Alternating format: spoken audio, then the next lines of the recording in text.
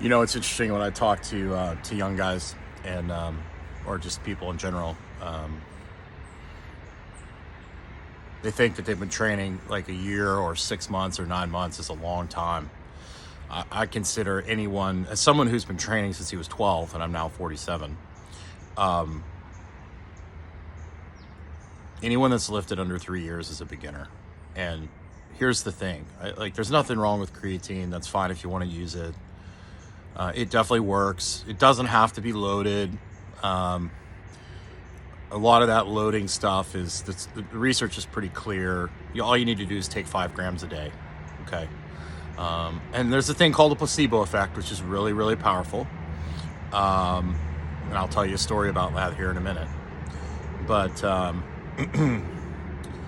most kids your age are just not eating and sleeping enough. They just don't understand how much meat and rice and how much sleep it requires to grow. And then they try and look for tricks like creatine or look for ashwagandha or whatever. When if most kids your age just ate and trained and slept more, they would grow like a weed. Like the gains you're gonna get in the next 3 years are insane, newbie gains, right? Like, so when you said after you loaded the creatine and that, it takes a couple months for your body to kind of figure out neurologically how to do the exercises, right? And then it also, once that you figure out how to do it, then your body starts to kind of physiologically change. So with you starting in January, about that timeline when you started using creatine, and I'm not saying it doesn't work, and it has a great placebo effect, you would have probably, maybe the creatine contributed to 2% or 10% of that gain. There are people that are new that will double their lifts, or within a 6-month period, easy, without anything. Heck, with horrible nutrition, with horrible sleep, and they still have those gains. Like when you're in the first 3 to 5 years of your training, why would you take something like creatine and waste it when you're already going to have massive gains from just being a beginner? Like, save it for 3 to 5 years from now when trust me. There were times when I competed in powerlifting when I trained 8 months for a 5-pound PR on my squat. When you're over 900 pounds on the squat, that 5 pounds, your bench is going to be, 135, 185, 225, then you're going to get stuck at like 470, 375, and you might be there for 6 months to a year. And then all of a sudden you do the right accessory work and you're able to go, or you learn better technique. So what I'm saying is like all these tricks like creatine or whatever it is, whether it's supplements or whatever, SARMs, whatever you're going to do. I'm not advocating yes or no on any of that. Save it for when you need it, dude. Like, don't use a freaking hand grenade to kill like a fly in your kitchen. Like, use the fly swatter. Save the tricks for when you actually need them.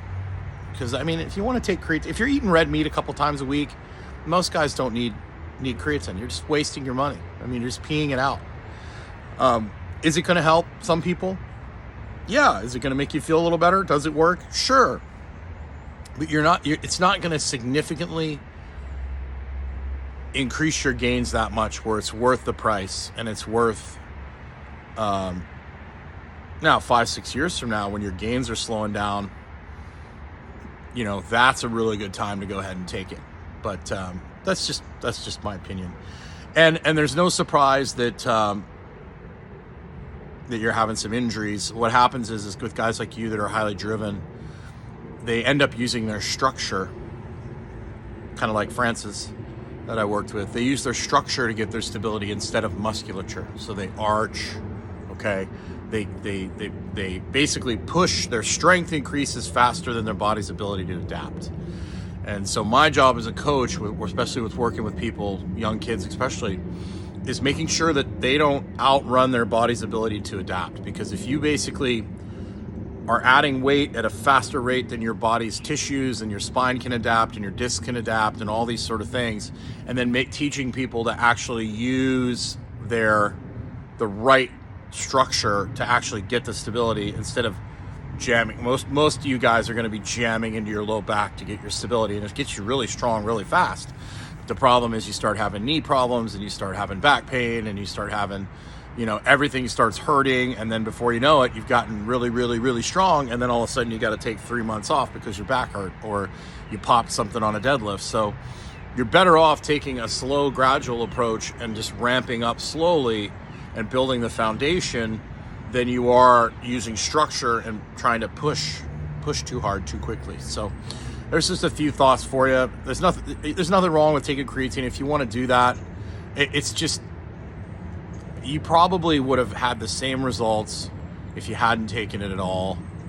Maybe you had an 8, it does help you fill up with water, which creates a lot more leverage, but it's not needed until you, dude, save it for when you're older. Save it for when you need it. I have quite people ask me questions about SARMs and about testosterone at 17, 16.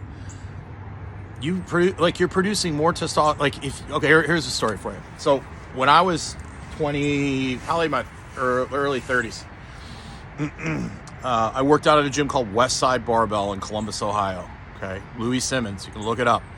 Probably the strongest, most savage gyms in the world. I worked out at Westside. I lived in Lexington, Kentucky. I trained people, and I had this kid who started lifting in my lifting group, and he was about 16 years old, 17. And he was bound and determined to do steroids. Okay. And for a disclaimer, I've done performance-enhancing drugs before, so I can actually speak to this to first person. But I waited. So I started strength training, wrestling, all that kind of stuff when I was 12, and I worked on a farm my whole life.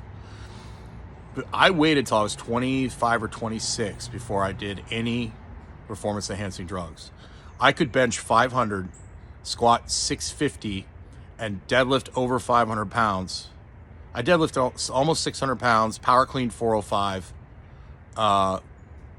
before I started performance-enhancing drugs. Okay. I had trained from the time I was 12. I had trained for over a decade before I did any performance-enhancing drugs. And what that did for me is when I did performance-enhancing drugs and I had to come off, because you go on it, you go off it, you go on it, you kind of run a base and then you go on and off. When I came off, I didn't lose all my strength. Most guys, when they come off, they go completely into the toilet because they started right away and they didn't have a foundation of strength. Where for me, it didn't make that big a difference. I just dialed my intensity back a little bit and dialed my volume back. I wasn't dependent on the drugs because I was strong before I started using the drugs. I used the drugs to just get a little bit better as opposed to it being the foundation of my training. Okay. So when you're 16, 17, 18, 19, 20, you're going to be putting out more testosterone than you will for the rest of your life. So if you start taking drugs at 16, you could limit your body's natural ability to produce more testosterone. And you could end up messing yourself up later. So it's never a good idea to start using SARMs or any of this fancy shit at a younger age. You want to save that stuff if you're going to do it. And I'm not advocating the use to your and part of the reason was too, I was a college football player. I played sports. I didn't want to have to deal with drug testing and all that stuff. So I didn't do it.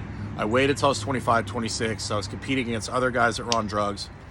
So I have a lot of experience in this department. So I had this 16-year-old kid and he was training with us and he's like, dude, I want to get on the sauce. I want to get on the sauce. He started asking other guys in the gym because he was trying to buy some for me. And I was like, I never sold stuff because once you sell it, then you can get in real trouble.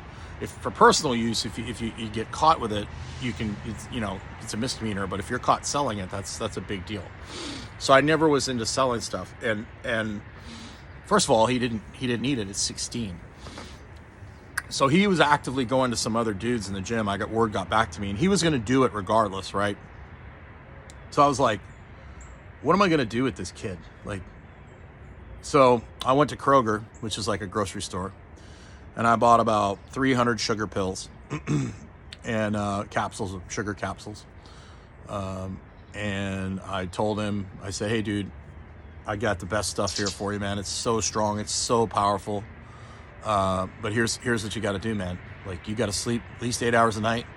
And you got to eat a lot of steak and rice and drink a lot of milk. And you got to eat constantly.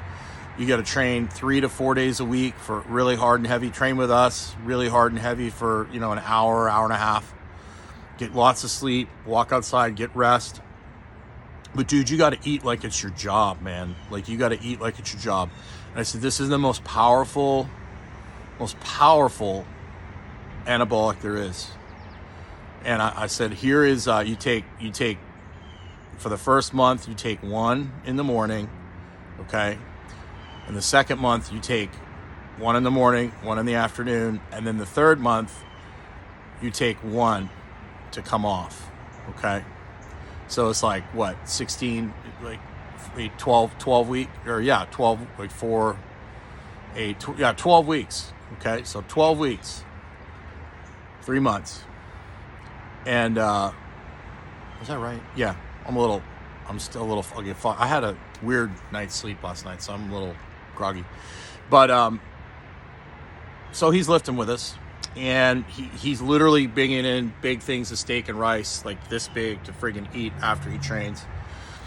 We're doing real big, basic compound movements. We're doing rows. We're doing, you know, he's, you know, all of a sudden he gets serious about his food. He's carrying Tupperwares and containers of steak and rice.